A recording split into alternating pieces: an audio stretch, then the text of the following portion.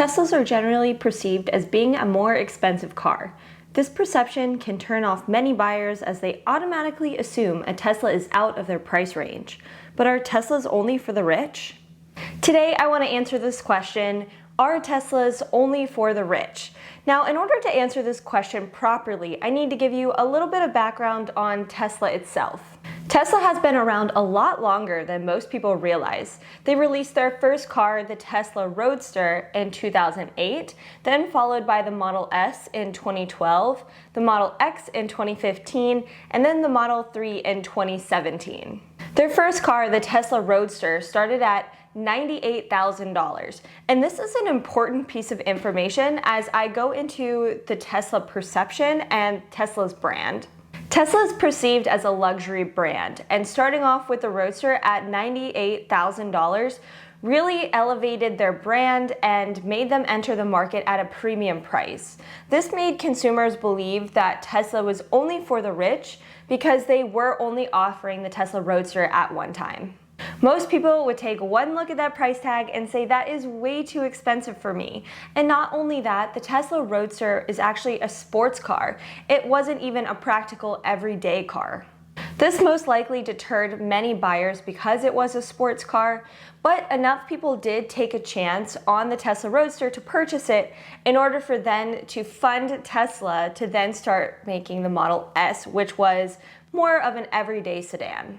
The Model S started at $57,400, which back in 2012 was still a pretty expensive sedan. This just reinforced their perception of being a luxury brand in the car industry.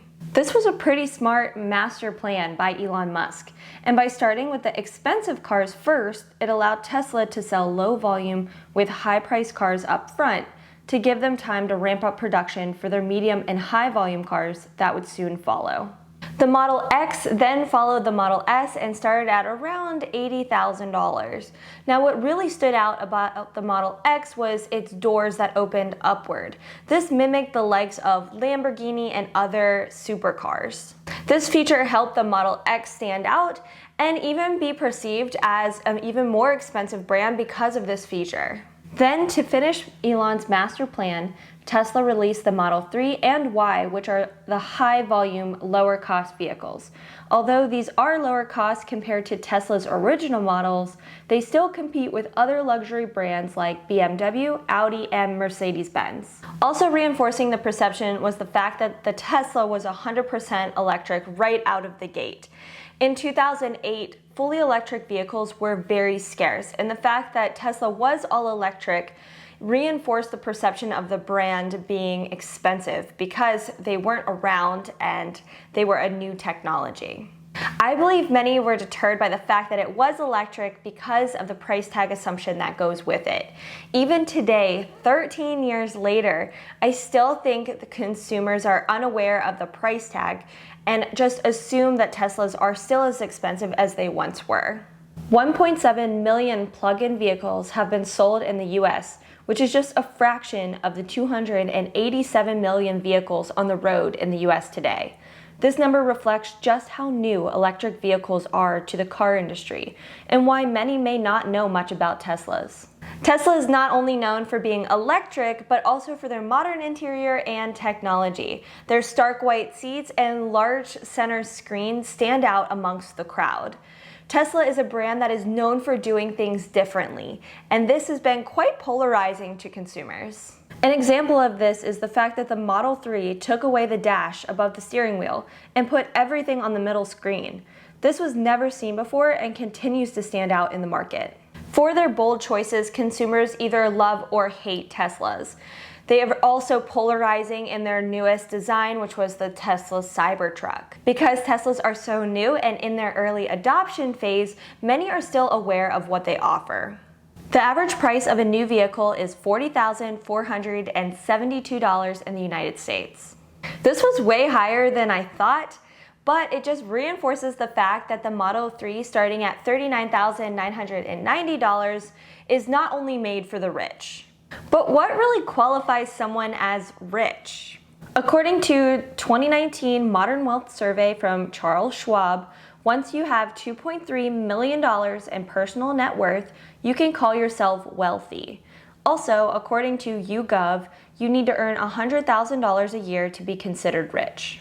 In order to afford a $40,000 car, you need to be making around $72,000 a year, which is calculated from the recommended 10% rule. In this example, I assume that the buyer would be financing the entire cost of a car at 2.5% interest rate over 72 months.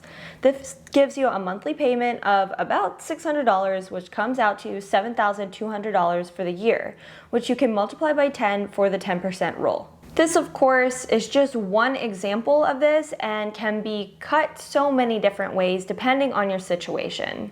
According to Statistica.com, 47% of households have an income higher than $75,000. Technically, making $75,000 a year does not qualify you as being rich or wealthy, but what it does qualify you for is being able to afford a $40,000 vehicle. Now, just because you can afford a $40,000 vehicle doesn't necessarily mean that you should. Even though a little less than half of all US households technically could afford one, I only suggest actually purchasing a Tesla if you already have all of the money in the bank to be able to outright pay for the Tesla. Now, cars are not investments, so you should never stretch your budget in order to afford a cooler car. This now leads me to answer the question, are Teslas only for the rich? And my answer is, well, it depends. The Model X and Model S, I only suggest purchasing these vehicles if you do fit the description of being rich or wealthy. This is because these are their highest priced vehicles. They are luxury cars that also have the highest price tag that comes with them as well. Now, I don't think that you have to be rich or wealthy in order to afford the Model 3 or Model Y. These are their more modestly priced vehicles. But there are so many caveats to this because it also depends on how much you drive. If you drive a ton for work or drive a ton in general, then you could be saving a lot of money on gas. And that could also make purchasing a Tesla even more price effective for your certain situation over an ICE vehicle. I recommend crunching the numbers on this because everyone's driving habits are different.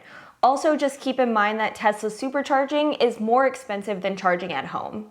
I wouldn't be surprised if Tesla released even more modestly priced compact sedan over the next couple years.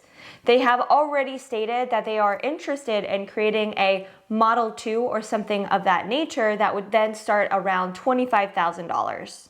Even the Cybertruck is very competitively priced. Starting at $39,900, it will even compete with gas-powered trucks on price.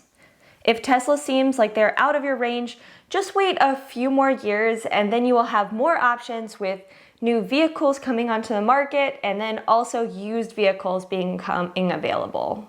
Let me know your thoughts on if you think Teslas are only for the rich. If you found this information useful, please give me a like down below as that really helps out my channel. Also, I make videos about Teslas every Thursday and Saturday, so if you're interested in learning more, make sure to subscribe. But thank you guys so much for watching, and I will see you in my next video.